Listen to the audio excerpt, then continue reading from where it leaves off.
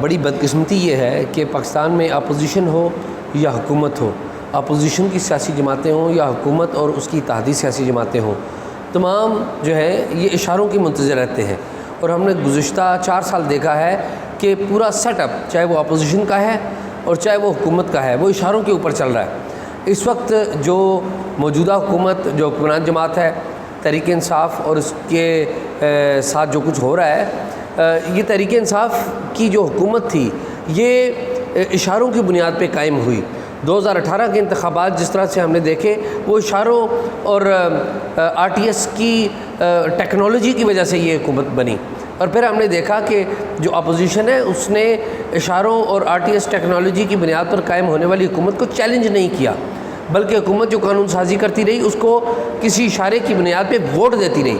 تو بدقسمتی یہ ہے کہ جو کچھ بھی ہو رہا ہے یہ اشاروں کے بغیر نہیں ہو رہا۔ بات یہ ہے کہ جب حکومت اشاروں پر ہوتی ہے، اپوزیشن اشاروں پر ہوتی ہے، تو جرنلزم بھی اشاروں پر ہی ہوتا ہے۔ جتنا بھی ٹیلی ویژن کے اوپر آپ اینکرز دیکھ رہے ہیں، میں بڑی ذمہ داری سے آپ کو کہہ رہا ہوں کہ یہ آفیشلی اپرووڈ اینکرز ہیں، آفیشلی اپرووڈ ٹروتھ ہے جو آپ دیکھ رہے ہیں۔